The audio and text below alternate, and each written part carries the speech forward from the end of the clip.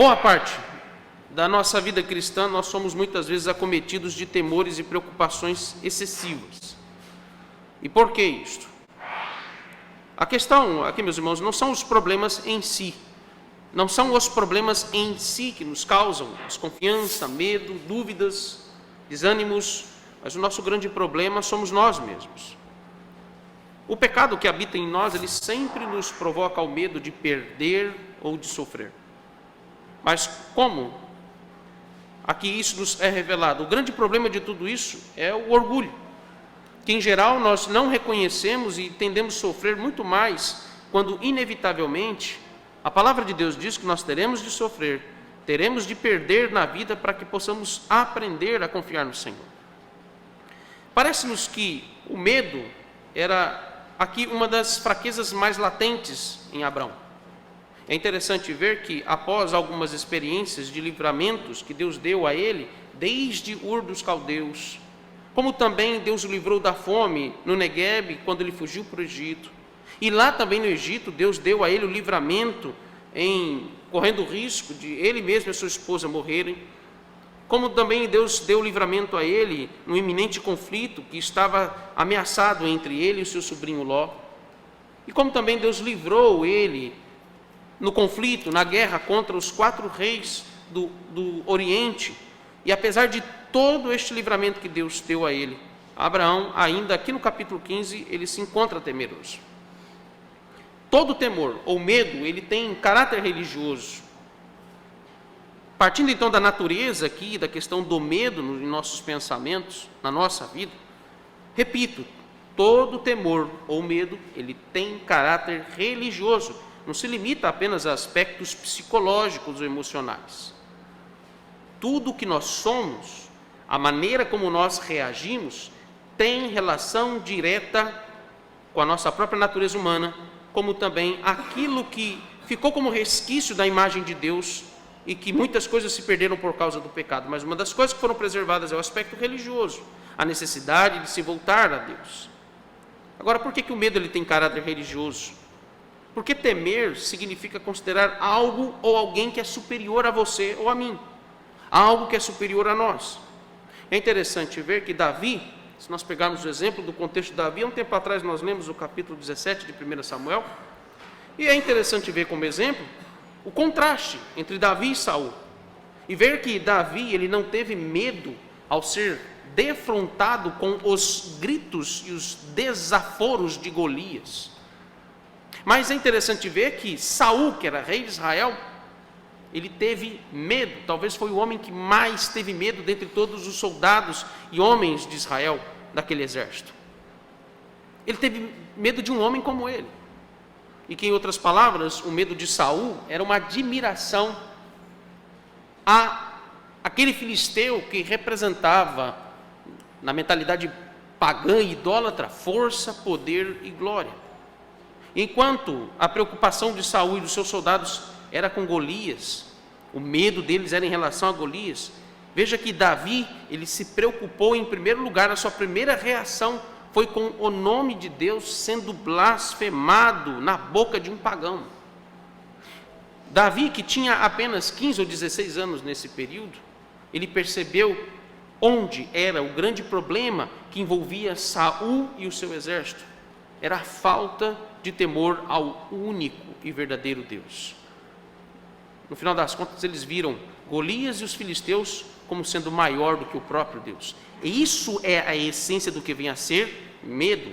O que vocês comumente já ouvem falar muito, temor aos homens.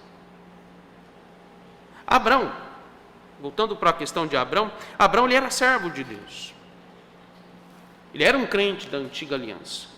Ele creu nas promessas que Deus lhe havia feito, a gente viu isso no verso 6 do capítulo 15. Mas, de novo, aqui no capítulo 15, desses 2 diálogos, nós temos Abraão vacilando no exercício da sua confiança em Deus. E quando isso acontece, veja que a segurança e o descanso da alma vão dar lugar exatamente ao medo, à ansiedade, gerando admiração por aquilo que pecaminosamente nos leva à idolatria no nosso coração. Em essência, isso é o medo. Essa é a natureza do medo. Mas Abrão, ele estava com medo de quê? Vamos entender mais uma vez aqui o contexto, agora nesse segundo diálogo.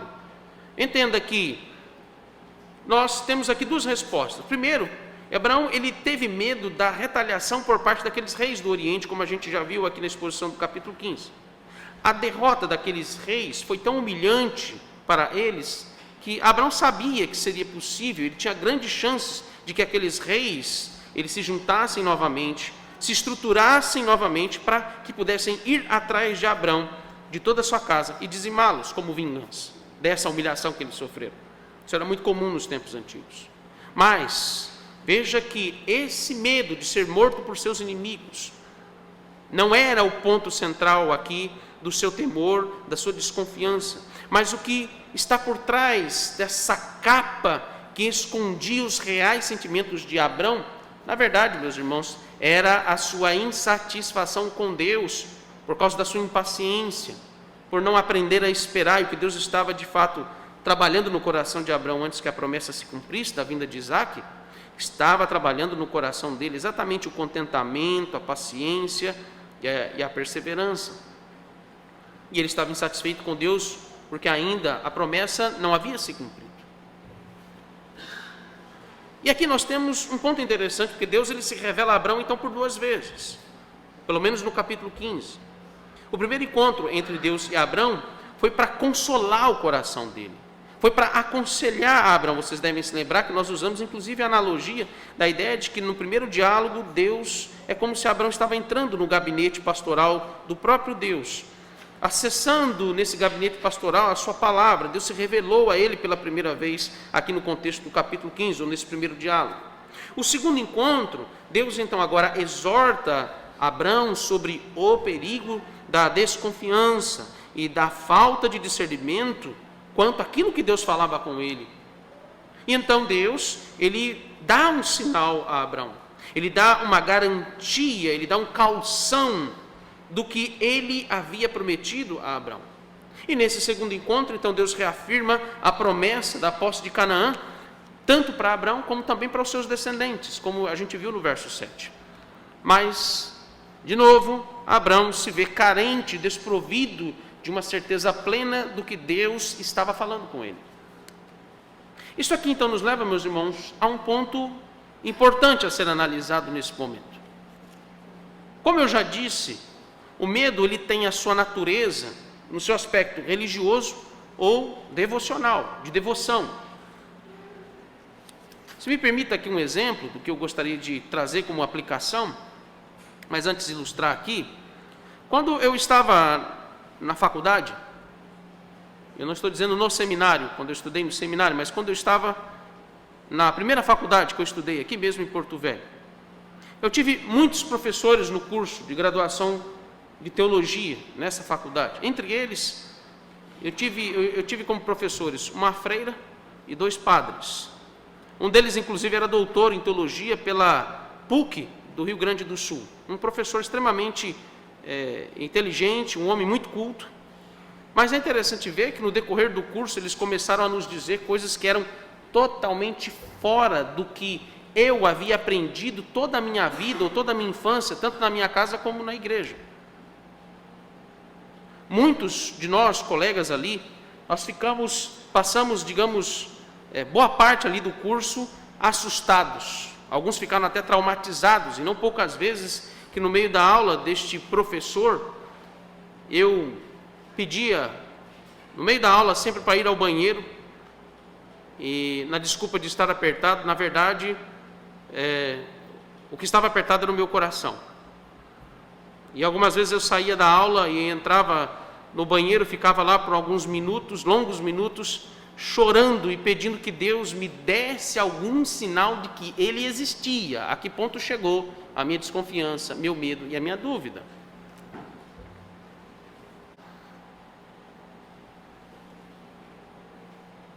Eu tinha medo de perder a fé, mas ao mesmo tempo, tanto eu como outros colegas nossos, nós estávamos diante de informações que abalaram a nossa formação cristã.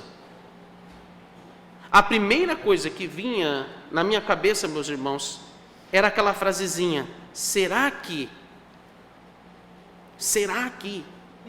sempre nós somos tentados a estas frasezinhas perigosas quando estamos diante da palavra do Senhor e algo está sendo aplicado a nós, algo está sendo tratado conosco na palavra do Senhor, e às vezes vem: será que o que o pastor está dizendo é verdade? Será que realmente Jesus Cristo morreu e ressuscitou? Será que Jesus realmente vai voltar? Será que eu sou realmente salvo? Talvez essa seja a pergunta que mais as pessoas fazem quando estão nessas condições. Será que realmente eu sou salvo? Eu sou crente? Muitos membros de igreja, eles não querem perder a fé.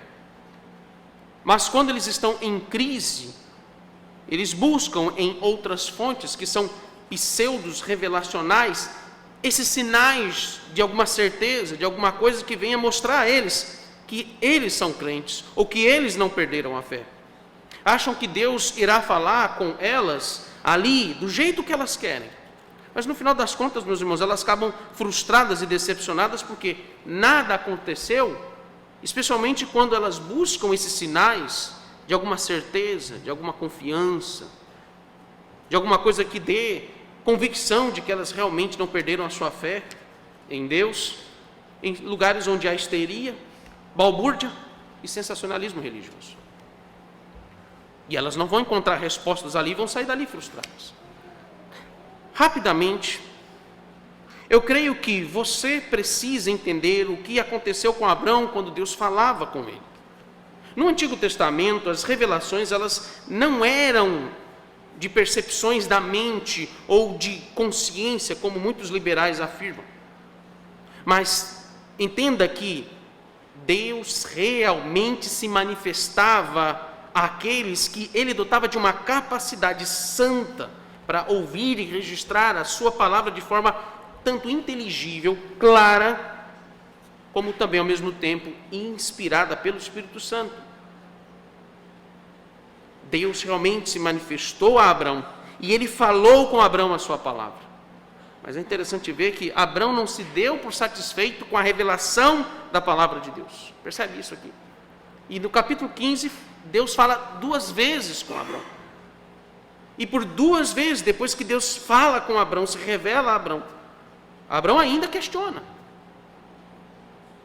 Veja, se Abraão, que viu Deus diversas vezes se manifestando a ele por meio de teofanias, meus irmãos, ficou em crise em relação à sua fé, se desconfiou de Deus, teve temores, que dirá nós nos dias de hoje, quando a gente não vê mais esse tipo de manifestação da parte de Deus em se revelar desta forma como era na antiga aliança. Há algumas maneiras de nós desconfiarmos da palavra de Deus nos nossos dias. Eu creio que a primeira forma é quando nós queremos que Deus nos dê certeza da nossa fé, a nossa maneira, do nosso jeito. A segunda forma de desconfiar de Deus, no outro extremo, é quando as pessoas elas começam a dar outras interpretações, outros conceitos ao que está registrado na palavra de Deus, acomodando os seus argumentos à lógica humanista dos nossos tempos. Por exemplo, eu sei que tem muitos jovens cristãos que entram na universidade e após 4 ou 5 anos, e eu estou dizendo então de jovens que passaram a sua vida, a grande maioria deles pelo menos, passaram boa parte da sua vida sendo instruídos na palavra do Senhor desde pequeno, mas quando eles vão para a universidade, após 4 ou 5 anos, eles saem de lá pensando, por exemplo, que o evolucionismo é compatível com a Bíblia. Isso é a coisa que mais tem acontecido nos nossos dias. Isso acontece não apenas nesse exemplo que eu estou mencionando, mas isso tem acontecido em todos os outros setores do conhecimento humano, independente de idade, independente de condição social, de qual igreja você pertence. Quando, meus irmãos, se trata de Deus aqui se revelar na sua palavra, aquilo que Ele diz na sua palavra, seja como Ele se manifestou e revelou a sua palavra na antiga aliança, mas como agora nós a temos escrita, e aqui está a sua palavra, lembre-se que nós estamos tratando de algo muito sério. Nós devemos lembrar que a desconfiança não pode ser tratada como um problema qualquer.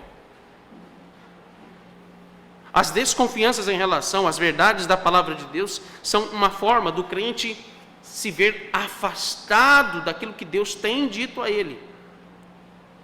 E ele então, como desculpa para não admitir o que Deus tem dito a ele na sua palavra, porque ele quer ouvir as coisas do jeito dele, do gosto dele, ele então se vitimiza.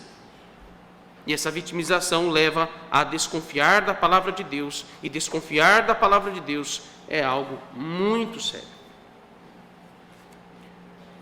Nós já vimos aqui na exposição dos versos 7 a 11, o que Deus responde ao pedido de Abrão. Vocês devem se lembrar que no verso 8, Abrão ele pediu um sinal, ele pediu uma garantia de Deus. Ele pediu que Deus viesse mostrar a ele, ou dar a ele um calção do que realmente Deus haveria de cumprir sobre a sua promessa. Os sinais, então, aqui nas Escrituras, nos ensinam que Deus ele sempre providenciou meios para que possamos exercitar nossa confiança nele. Nós vimos, inclusive, que esses sinais na nova aliança agora são os meios de graça. O que são os meios de graça? A palavra, a oração, os sacramentos. Como também ele nos providenciou as ordenanças bíblicas, uma delas é o dia do Senhor.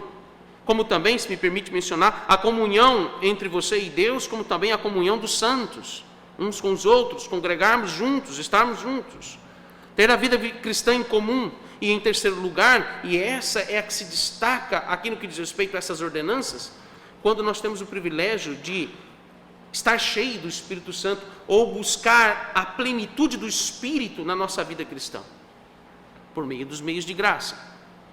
Desta forma, Deus então, ele ordena que Abrão ele viesse preparar um sacrifício com 5 animais, dentre os quais, se me permite, está vendo aí o verso 10, a partir do verso 9 e o verso 10, dentre os quais aqui nós temos uma vaca, um cabrito, uma ovelha, e todos esses 3 animais, eles deveriam ser de 3 anos de idade.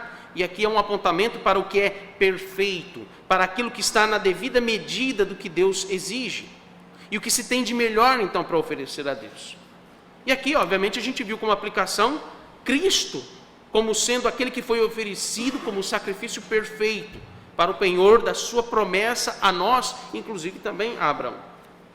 Em segundo lugar, nós vemos então, na sequência desses versos, que Abrão ele divide esses animais, ele corta esses animais ao meio, com exceção das aves, que era uma rolinha e uma pomba. Ele parte esses animais ao meio, e cada parte desses animais, ele coloca um de frente para o outro, formando aqui então um corredor. E esse corredor está cheio de sangue e de vísceras daqueles animais que estão espalhados pelo chão. Isso aqui nos indica algumas informações que são importantes. Primeiro, que tratava-se de um momento solene, importante e de uma ocasião de grande seriedade, já que a própria situação do coração de Abraão era séria. Então Deus trata com seriedade também o modo como ele vai dar esse sinal, essa garantia a Abrão. Em segundo lugar, que aquele era um ritual de pacto ou de uma aliança onde as partes se comprometem com os termos do que haveria de ser acordado ali.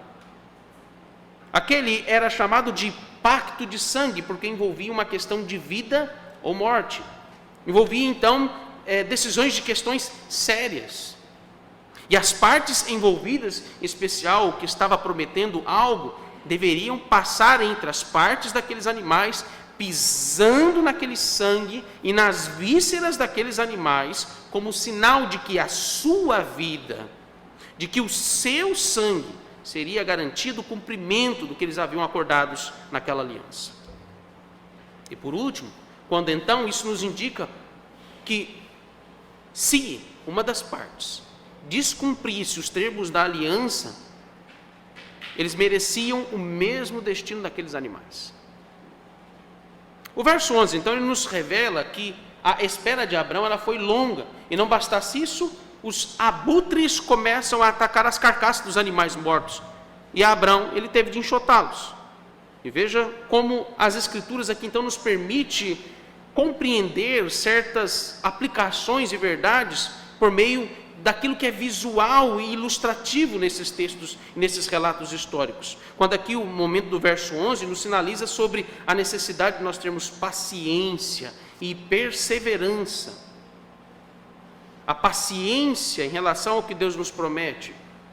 A paciência pressupõe uma postura passiva diante do que Deus nos promete. Passivo porque determina submissão ao que Deus nos promete. Ao mesmo tempo que é perseverar nos pressupõe uma postura ativa no que diz respeito a tudo aquilo que tenta nos persuadir a rejeitar as promessas do Senhor, a desconfiar da palavra do Senhor. E o sinal dos abutres aqui pressupõe exatamente isso, onde nós sempre seremos acometidos desses abutres rondando a nossa mente com dúvidas céticas, ou em outros casos, como eu mencionei, a falta de certeza, ouvindo ou tentando, pelo menos, ouvir a voz de Deus fora das Escrituras, em lugares onde Deus não está falando. Mas, como eu disse, ali só encontrará balbúrdia e sentimentalismo religioso, sensacionalismo religioso. Agora, quanto ao ponto onde Deus ele expõe as reais intenções do coração de Abrão. Agora nós nos encontramos no verso 12. E olha o que o verso 12 nos diz. Ao pôr do sol, caiu profundo sono sobre Abrão, e grande pavor e cerradas trevas o acometeram. A forma como o verso 12 está escrito aqui nos mostra alguns pontos muito importantes. Em primeiro lugar, nos mostra que Abrão, ele esperou praticamente o dia todo, tendo que tanto esperar que Deus desse o sinal, como ao mesmo tempo tendo que chutar aqueles abutres que estavam o dia todo rodeando a carcaça. Segundo ponto que nos é destacado nesse relato do verso 12, é que Abrão ele cai em profundo sono, obviamente devido ao cansaço físico. Deus vence Abrão pelo cansaço. E os irmãos vão entender por que isso nos é destacado aqui na parte do verso 12. Deus, ele não se revela imediatamente com o sinal, porque além de Deus estar tratando o coração de Abrão quanto à necessidade de paciência e perseverança, mas é interessante ver que agora nesse segundo momento, é do propósito de Deus que Abrão ele caia em profundo sono, que ele se canse, que ele não veja forças em si mesmo. Percebem isso? Que ele não encontre forças nas suas próprias conclusões, conceitos, ideias. E essa é a ideia, Deus está cansando ele mesmo. E a forma como o texto nos diz que ele caiu em profundo sono, agora em terceiro lugar nos revela que não seria um sono comum. Olha que interessante isso. Não seria um sono rotineiro, mas seria agora um momento onde Deus, de forma especial e sobrenatural, ele iria se manifestar a Abraão. No verso 12 também, inicialmente, a visão que Abrão ele tem é de densas trevas, ou de terríveis trevas, como o texto inclusive usa esses termos. Esta visão em seu sonho, ele projeta claramente o que há em seus pensamentos, o que inicialmente, a imagem que Abraão se vê envolvido de densas trevas, de terríveis trevas que o acometem. Perceba o verbo que é usado aqui no verso 12, quando ele vai dizer, e grande pavor, e cerradas trevas o acometeram. Isso não está apenas dizendo respeito ao que acontece ao redor dele. É um sonho. E ao mesmo tempo, este sonho o envolve com uma realidade. O acometem não apenas em volta dele, mas o acomete, o verbo está nos mostrando que é algo que o envolve nos seus pensamentos, que o envolve no seu coração. Deus, em outras palavras, está aqui revelando o que ainda há no coração de Abrão. Ele ainda está temeroso. Ele ainda está com medo. É curioso ver que Abrão ele não demonstra esse medo diante de Deus no momento em que ele está acordado. Deus então revela a Abrão por 2 vezes a sua promessa, e Abrão faz os seus questionamentos. E eu creio que se nós estivéssemos ao lado de Abrão, nós concluiríamos que Abrão ele estava fazendo uma pergunta muito simples ou ingênua. Inclusive, se me permite aqui um exemplo do que acontece nos nossos dias. Isso acontece muitas vezes quando no escritório pastoral eu às vezes atendo algumas pessoas que me procuram para tirar dúvidas teológicas, mas na verdade elas estão escondendo algo que vai além de uma simples pergunta ou de uma pergunta ingênua sobre teologia, sobre qualquer coisa que elas ouviram.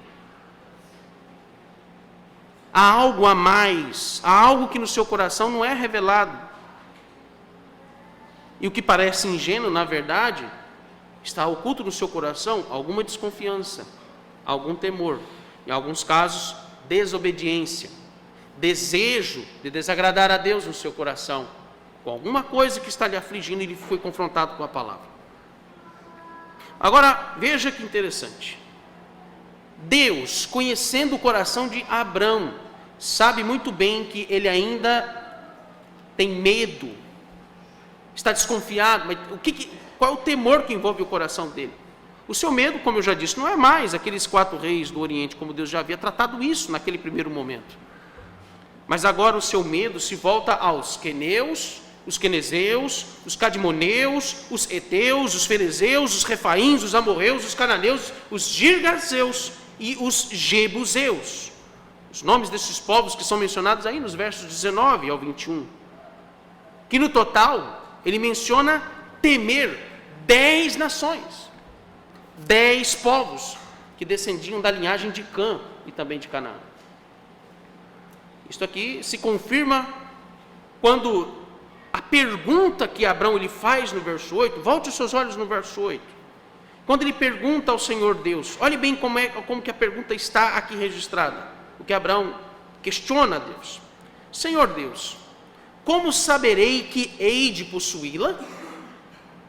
Em outras palavras, agora veja o coração de Abrão sendo revelado, então no momento aqui do verso 12, que na verdade a sua pergunta, o seu questionamento não é apenas saber, não é apenas tirar uma dúvida revelacional de como acontecerá, qual será o processo para que a sua descendência tome esta terra. Mas o que, em outras palavras, Abrão está aqui colocando diante de Deus é: como que eu irei ter posse dessas terras, se ela já está habitada por todas estas nações? Como eu irei tirá-los daqui? Como é que esse povo todo vai ser expulso dessas terras, se eles são muito mais numerosos e muito mais fortes do que eu? Vocês devem se lembrar quando usei a ilustração de Golias, causando temor ao povo de Israel. E por que eles estavam com medo? Porque o seu coração admirava a força, o poder e a glória de Golias e dos filisteus. Abraão é a mesma coisa. Abraão se vê admirando a força, o poder e, entre aspas, a glória que aquele povo tinha, a força militar que eles tinham, toda a pompa e a estrutura que eles exerciam na sua política, na sua estrutura social, na sua cultura, no seu modo de vida. Exatamente isso tem acontecido conosco. Porque nós tememos quando Deus, na sua palavra, nos manda viver e obedecer, ter um modo de vida de acordo com aquilo que Ele nos exige na sua lei. E por que nós tememos? Geralmente os nossos argumentos são: como, Senhor, que eu farei isso se a sociedade me reprime? Eu posso perder meu emprego, Senhor. Eu posso perder a minha família. Eu posso não mais ser bem quisto entre os meus amigos, entre os meus colegas de trabalho. Veja, é um medo.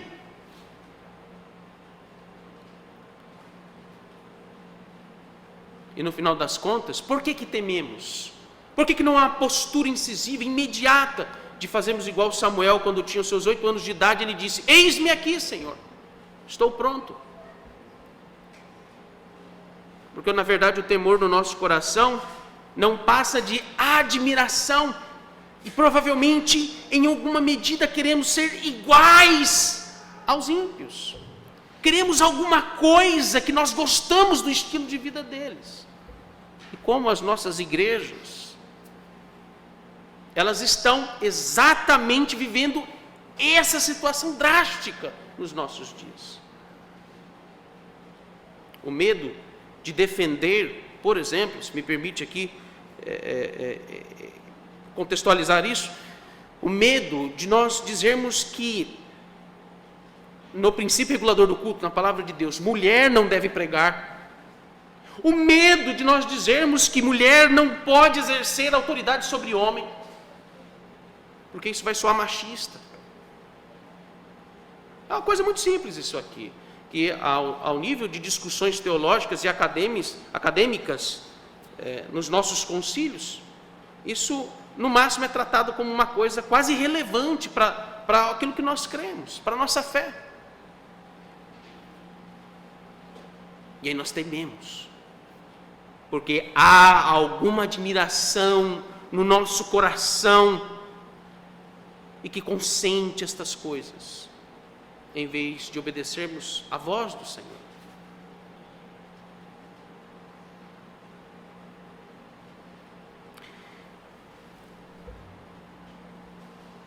O nosso coração ele pode estar cheio de trevas, como o de Abrão.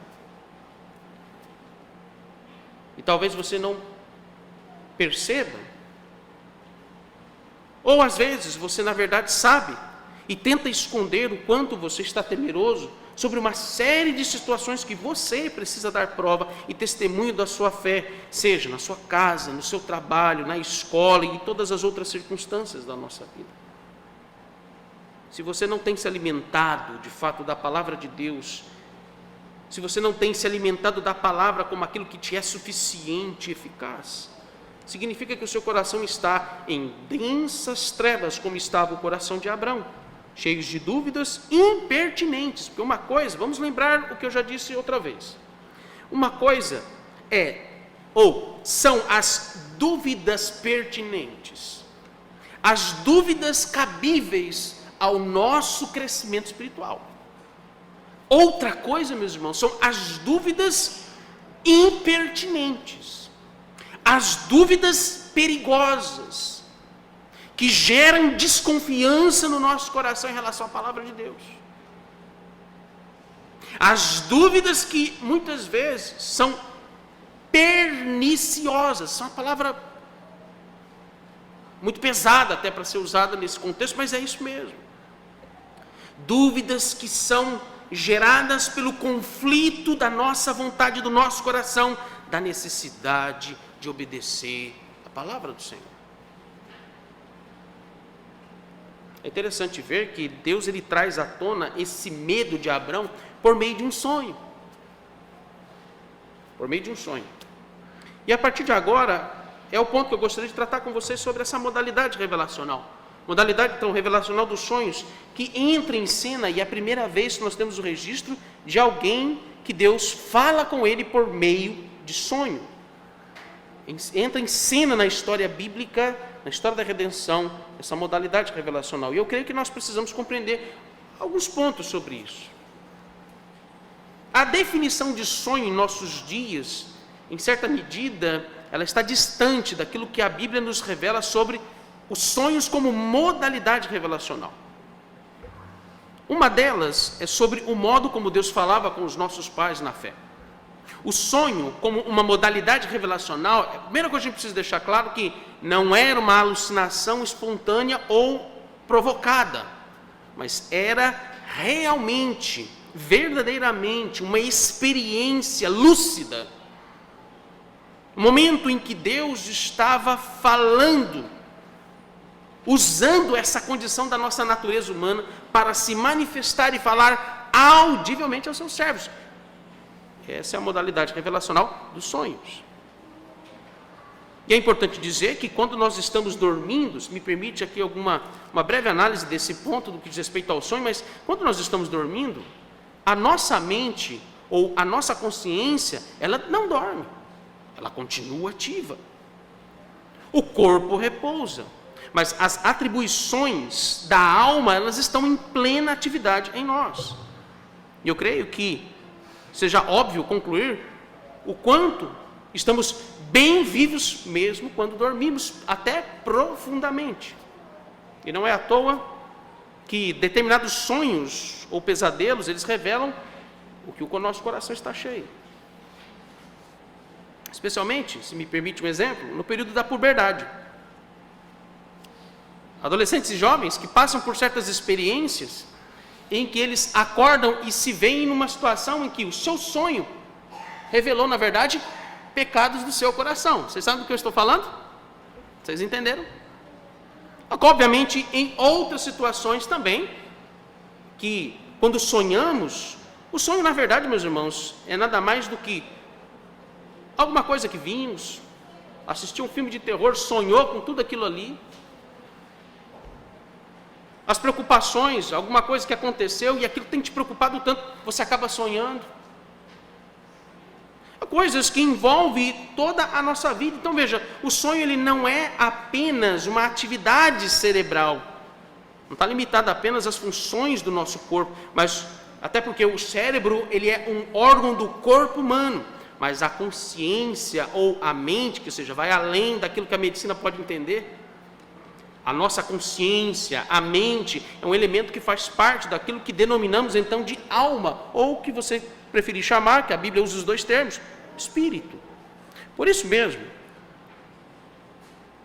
que se estamos dormindo, ou mesmo que estejamos dormindo, a nossa consciência ela continua ativa e processando tudo o que absorvemos, seja intelectualmente, emocionalmente, efetivamente e intencionalmente, seja em relação às nossas preocupações, intenções do coração, sentimentos e vontade.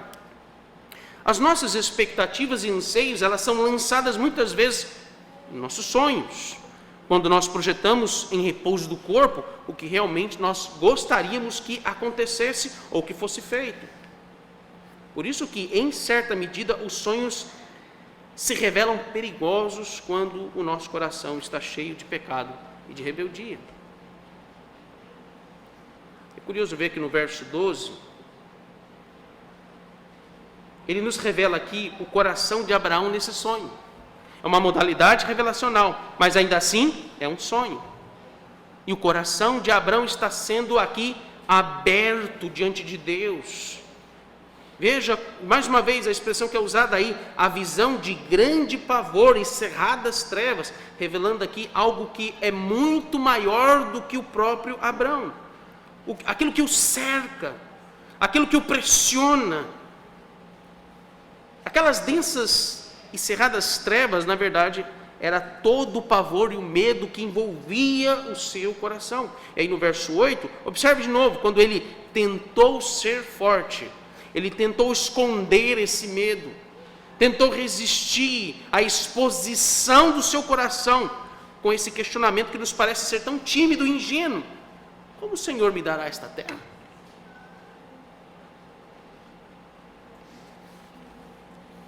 Como disse, uma simples pergunta aos nossos olhos humanos, ao nosso entendimento humano, mas Deus conhecia o coração de Abraão assim como ele também conhece o seu coração. Você pode esconder seus pensamentos cheios de dúvidas, temores, em certa medida de incredulidade sobre algumas coisas da palavra de Deus em relação à sua vida, seus problemas, mas Deus é aquele que sonda todos os corações e revela tudo o que está oculto. Essa é a aplicação que nos é extraída aqui quando diz respeito a esse modo revelacional, onde Deus não apenas fala algo por meio de um sonho, mas Deus também usa a sua própria... Veja, meus irmãos, qual é a eficácia ou qual é a utilidade da palavra de Deus, senão que não é apenas nos dar informações de alguma coisa.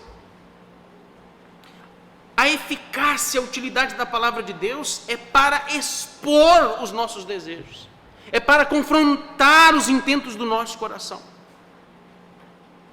é para fazer com que nós sejamos confrontados com os intentos pecaminosos. Esse é o papel da palavra de Deus.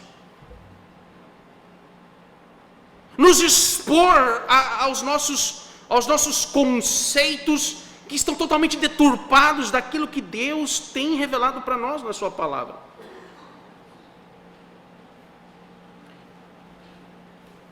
Veja, pense comigo, seria estupidez da nossa parte pensar que Deus não é capaz de ver tudo o que há na nossa mente.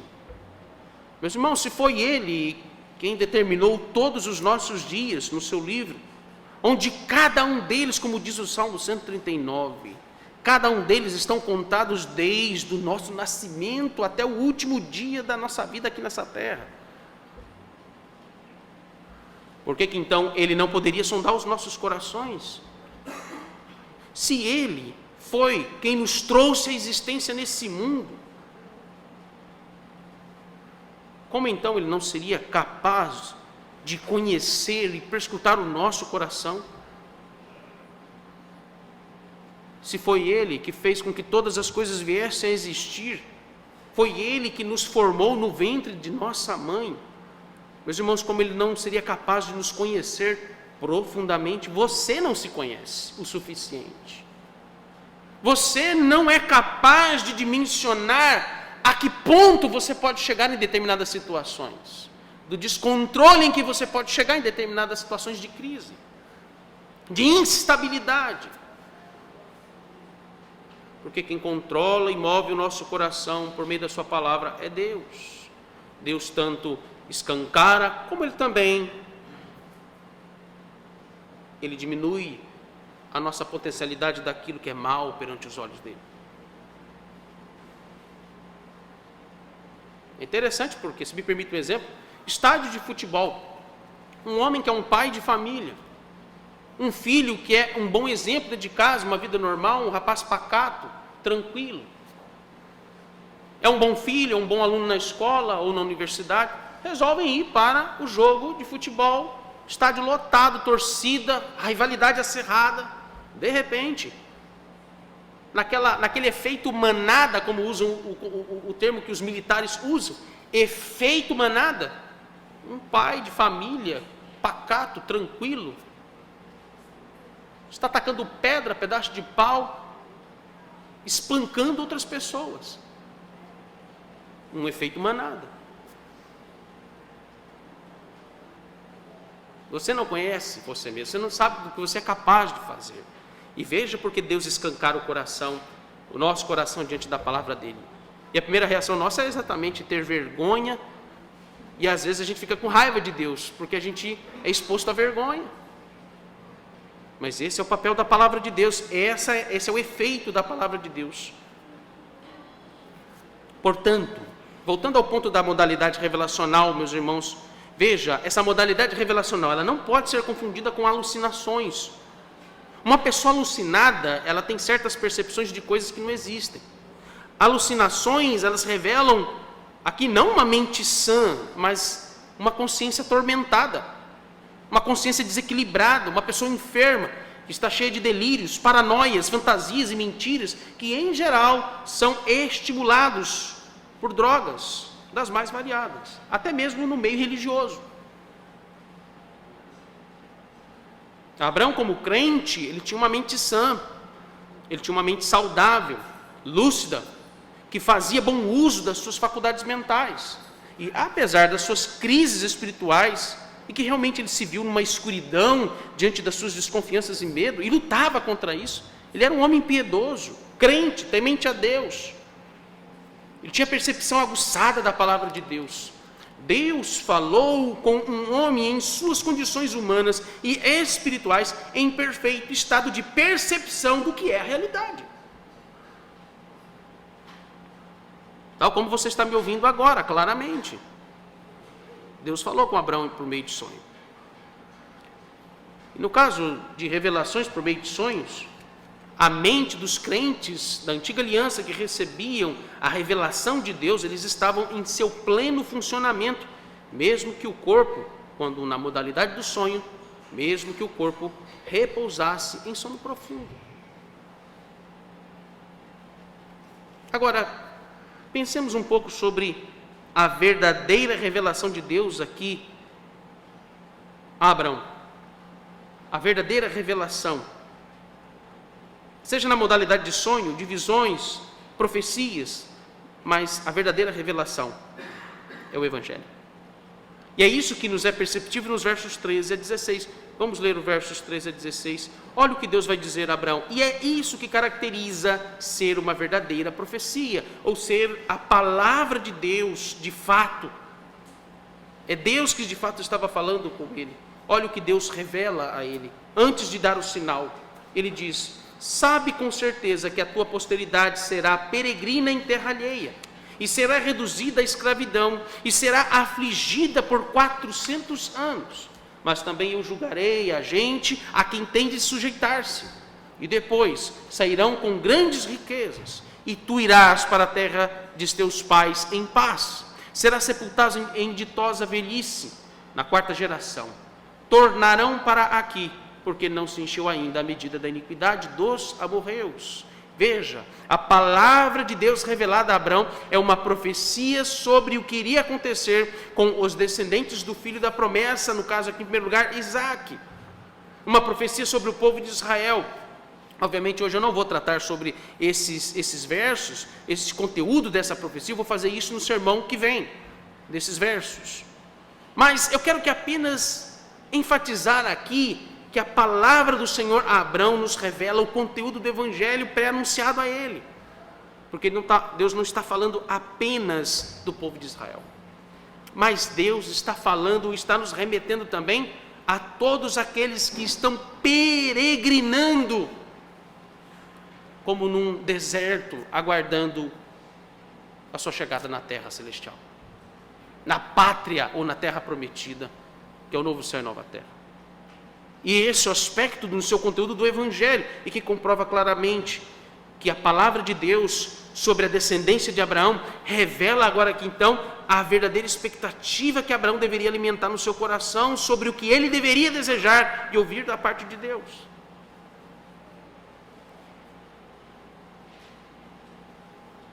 Agora, pensemos um pouco nesse último ponto, quando diz respeito ao fato de agora Deus dominar os pensamentos de Abraão por meio da sua palavra. Se Abraão estava dominado por medo, veja que agora há uma mudança drástica nos pensamentos de Abraão. Não é o coração de Abraão que determina os seus pensamentos e conclusões que eram cheios de desconfiança, de medo sobre a promessa, mas é Deus, por meio da sua palavra, que guia os pensamentos de Abraão à clareza e confirmação da promessa de redenção por meio do descendente da mulher, para a salvação do seu povo, para livrá-los da opressão, da escravidão e da humilhação. Em outras palavras, agora Abraão tem a sua mente, ou a sua alma, repousando naquele momento no Evangelho. Sua alma descansava na profecia de redenção ao povo de Deus. Isso aqui nos mostra que, apesar do temor e das dúvidas que ainda lhe assediavam, e do qual ele lutava com elas, meus irmãos, Abraão foi levado a alimentar uma forte expectativa, esperança de contemplar a glória de Deus e o sinal que ele tanto esperava ver e que o seu coração viesse sossegar. Veja, Deus primeiro o coloca em densas trevas, mostra a ele o primeiro aspecto que nos envolve ao conteúdo do Evangelho, antes de dar a ele um sinal. A partir do verso 17. Antes que recebamos o sinal, primeiro sejamos levados a um exame do nosso coração. Não é isso que fazemos no momento da ceia? Antes que recebamos o sinal, primeiro nós vamos à palavra de Deus, e Deus fala conosco, somos confrontados, e o Senhor nos leva a um exame do nosso coração, para que seja exposto os intentos do nosso coração, e os nossos pensamentos não sejam levados por desconfiança no momento tão solene que é a ceia do Senhor. Não se pode receber um sinal com um coração duvidoso, desconfiado da promessa do Senhor. Você está duvidando de Cristo. Você está desconfiado daquilo que Cristo fez por você.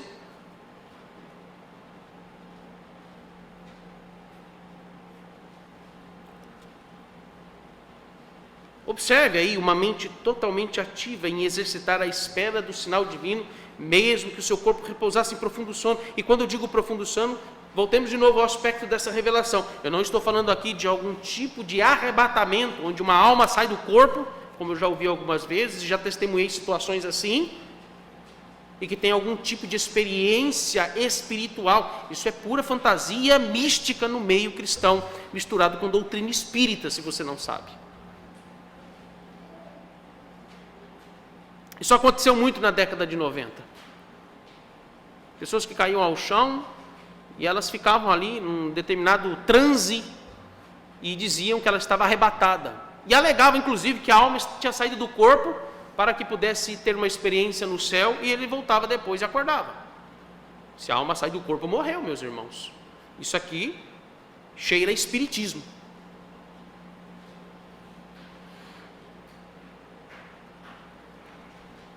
Abraão estava apenas dormindo. Não teve arrebatamento aqui. Quando Elias foi arrebatado, ele não voltou mais. E foi levado e não voltou mais. Isso é arrebatamento. Nessa perspectiva, no contexto em que é levado, não volta mais. Eis aqui a diferença entre superstição, que alimenta falsas certezas, e a verdadeira confiança em Deus, que está baseado somente na sua palavra. Os pensamentos, quando eles estão longe da palavra de Deus, eles envolvem a pessoa a uma falsa segurança por meio de práticas religiosas supersticiosas.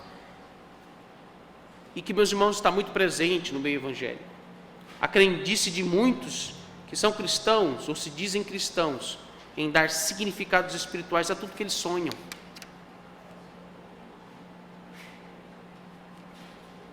Eu já ouvi da boca de pessoas evangélicas terem medo de algum parente seu morrer, porque segundo quando uma pessoa sonha com o seu dente caindo, é porque um parente seu vai morrer. Evangélico, pedindo oração, ore por favor pela minha família, porque eu sonhei que um dente meu estava caindo, e por isso eu acho que um parente meu vai morrer. Vamos repreender isto, vamos amarrar isto.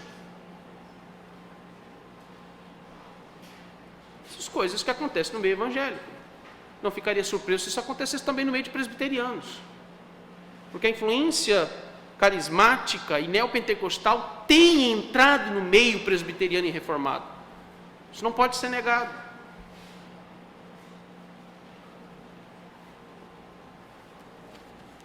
Nossa consciência, ou no caso, a nossa alma, está sempre em plena atividade quando se trata dos nossos anseios, dos nossos desejos, das nossas vontades e expectativas. E se o seu coração estiver cheio da palavra de Deus, você será sempre conduzido a pensamentos que nutrem a sua fé em Cristo pela suficiência das Escrituras e não fora dela, em qualquer circunstância em que você se encontrar.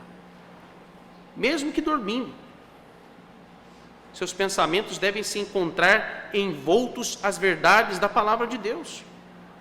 Então, a pergunta que nós precisamos fazer é: com o que você ocupa a sua mente? Com o que você tem ocupado o seu coração? Com o quê? Pensemos no dia do Senhor, que talvez muitos de nós passamos todo esse dia, ou muita parte desse dia, boa parte desse dia, nem mesmo comemos na mesa, mas nós provavelmente sentamos diante da televisão, ligada em canais ou programas de auditório, que tem o mesmo perfil de como funciona o culto numa igreja. Tem alguém que lidera todo mundo com o microfone na mão, há o auditório com seus ouvintes, pessoas que dão testemunhos de algumas coisas, e hoje a tendência é aspectos sociais no entretenimento, dá casa para pessoas pobres, e tudo isso vai enchendo o seu coração, em vez de você, após o almoço, pegar a Bíblia, fazer um culto doméstico com a sua família e descansar no Senhor. Com o que você tem ocupado a sua mente, especialmente no dia do Senhor? Com o que?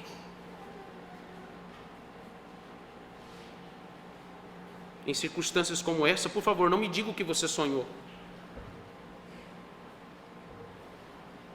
E não tente dar interpretação às suas preocupações, porque talvez muitas das suas preocupações são impertinentes, são incômodas diante de Deus, porque você não tem ocupado o seu coração com a palavra dele.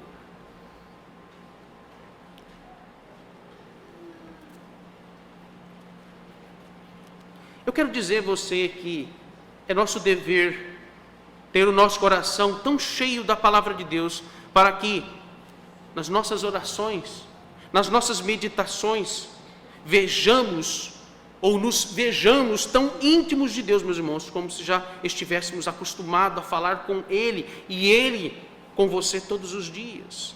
Você deve estar cheio dos pensamentos de Deus nas Escrituras, a ponto de sua intimidade em cada petição, em cada palavra ou frase que você colocar diante dele, nos anseios da sua alma oferecido a Ele, a cada confissão de pecados e a cada doxologia que você fizer.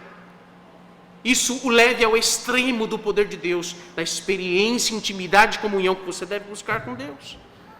O nosso coração deve estar tão cheio da palavra de Deus, a ponto de colocar por terra os poderes de Satanás, que nos aflige como abutres todos os dias em nossa consciência. Não nos livraremos dos abutres de Satanás, mas pelo poder de Deus, nós podemos nos livrar dos seus ataques contra toda incredulidade, desconfiança e pecado. Nós sabemos que Deus não fala mais revelacionalmente por meio de sonhos e visões, como Ele falou com os nossos antepassados e como Ele falou com Abraão nesse caso. A palavra de Deus, meus irmãos, agora nos é completa e suficiente por meio das Escrituras. Mas veja como que esta passagem sobre o modo como Deus se revela a Abraão extraordinariamente, ela nos conduz a aplicações tão preciosas sobre o que deve ocupar os nossos pensamentos e quais devem ser os nossos anseios diante dele. Como lidar com o medo, com o temor e com a falta de fé em alguns momentos. O que fazer quando nós somos acometidos de frieza espiritual, onde você não sente mais vontade de orar, você não sente mais vontade de ler a Bíblia e não tem mais vontade de vir à igreja? Porque as suas preocupações se tornaram admiráveis no seu coração e Deus tem ficado em segundo plano.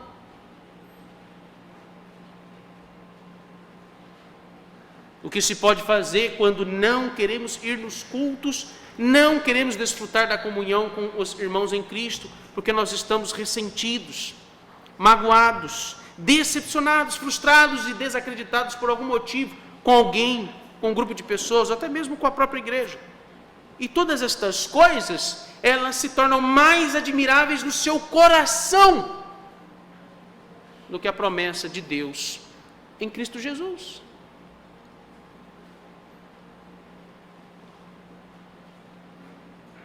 O que nós podemos fazer diante dessa circunstância? A resposta é nada.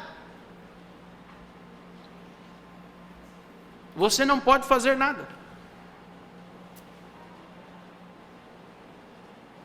Porque estas coisas são maiores do que você. Mas, quando a sua mente estiver dominada por estes sentimentos e pensamentos que minam a sua desconfiança com Cristo, Deus, por sua graça, misericórdia e poder, Ele dominará e conduzirá a sua mente, o seu coração, a pensamentos que lhes envolvam com a palavra de Deus. Da mesma forma que Deus dirigiu a mente de Abrão, ainda que dormindo, para as coisas celestiais, nós também devemos, em todo momento da nossa vida, até mesmo dormindo, ser dominados por pensamentos que nos elevem à glória de Deus e à sua promessa. Da mesma forma que Deus conduziu Abrão em seus anseios, também nós devemos ser conduzidos pela mente de Cristo. O apóstolo Paulo diz isso em 1 Coríntios capítulo 2. Quem, pois, conheceu a mente do Senhor Deus? Ninguém pode conhecer a mente dele, mas, pelo poder da sua palavra e de sua graça, nós temos a mente de Cristo.